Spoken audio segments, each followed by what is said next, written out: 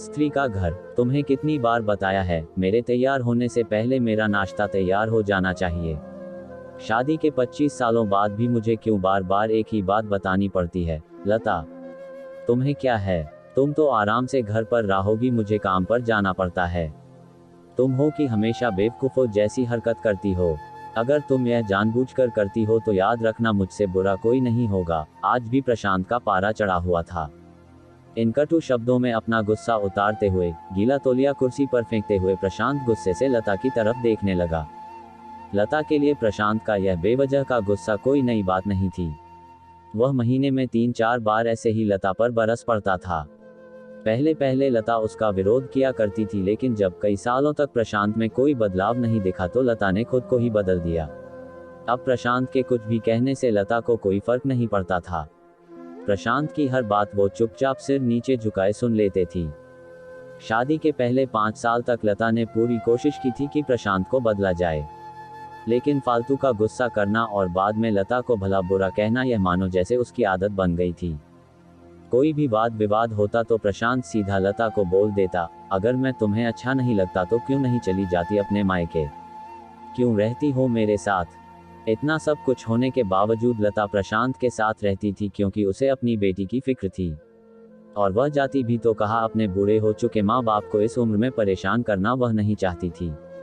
समाज और लोग क्या कहेंगे, यह भी तो उसे देखना था। वह इतनी पढ़ी लिखी भी तो नहीं थी कि खुद जाकर कोई नौकरी कर सके और अपना और अपनी बेटी का पालन पोषण कर सके। लता को अब अपनी फिक्र नहीं थी। उसको फिक्र थी तो बस अपनी शादी लायक हो रही बेटी की। लता नहीं चाहती थी कि पति पत्नी के झगड़े की वजह से काव्या डिस्टर्ब हो। काव्या की पढ़ाई पूरी हो चुकी थी, उसके लिए अब शादी के रिश्ते आने लगे थे। कई रिश्तों को काव्या ठुकरा चुकी थी। 2-3 महीने बाद एक अच्छा रिश्ता आया। रिश्तेदारों और पहचान के लोगों ने भी लड़के के बहुत गुणगान किए थे। प्रशांत एक शाम अपनी बेटी के पास बैठकर उसे बताने लगा, काव्या, बहुत अच्छा लड़का है, पढ़ा लिखा है, बड़ा घर है, बहुत अच्छी नौकरी है। ऐसे रिश्ते बार बार नहीं आते बेटा, इस बार मना मत करना। काव्या अपने पिता से ज्यादा बात नहीं करती थी। शायद डरती थी या शायद नफरत करती थी, लेकिन आज वो अपनी पूरी हिम्मत इकट्ठा कर बोली, मुझे अभी शादी नहीं करना है पापा। मैं नौकरी करना चाहती हूँ, खुद अपने पैरों पर खड़ी होना चाहती हूँ। हाँ तो उसमें क्या बड़ी बात है? मैंने लड़के से बात की है, वह तुम्हें किसी बात के लिए नहीं रोकेगा। तुम शादी के बाद भी नौकरी कर सकती हो, वह तुम्हें नौकरी के लिए परमिशन दे देगा। प्रशांत बोला, मेरा नौकरी करना या ना करना उसकी परमिशन पर क्यों डिपेंड रहेगा पापा? काव्या ने पूछा।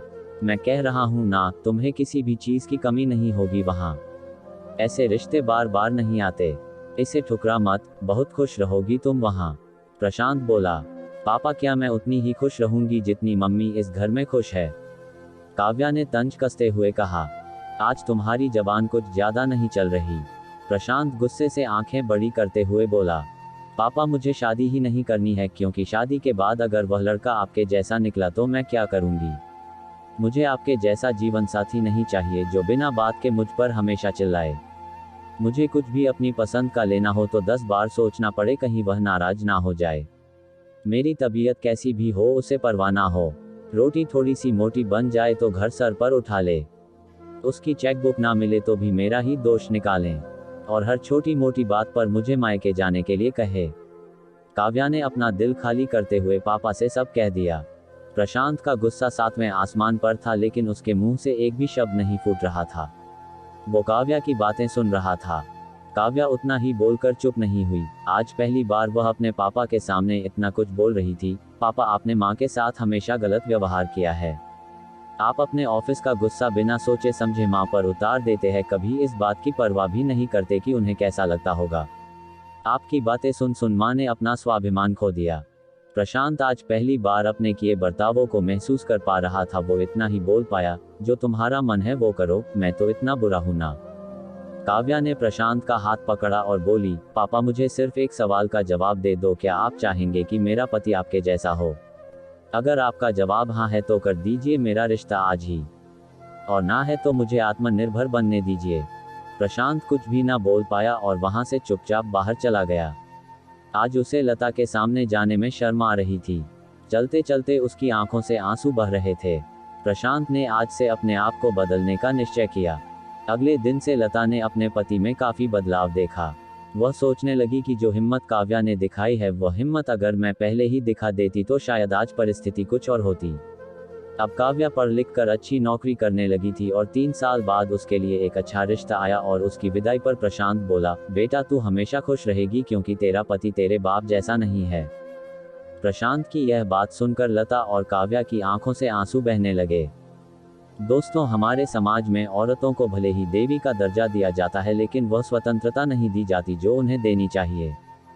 उन्हें बचपन से ही बताया जाता है कि वह पराया धन है। स्कूल से आने में देर हो जाए तो पिटाई मिलती है। मोबाइल पर बातें करते हुए दिख जाए या खिड़की से झांकते हुए दिख जाए तो शक किया जाता है। माँ बाप का घर तुम्हारा नहीं है, पति का घर ही तुम्हारा घर है। जीवन भर यह बातें बता कर उन्हें ससुराल भेज दिया जाता है और एक दिन किसी छोटे मोटे झगड़े में ससुराल वालों से उन्हें सुनना पड़ता है कि इस घर को छोड़ दो और मायके चली जाओ। अब आप ही बताओ दोस्तों, ऐसी स्त्रियों का सच्चा घर कौन सा? आखिरकार वह किस घर को अपना कहें, ससुराल या मायका? दोस्तों, अगर हमारी कहानी आपको अच्छी लगी तो हमारे चैनल को ज़्यादा से ज़्यादा लाइक, शेयर और सब्सक्राइब करें। धन्यवाद।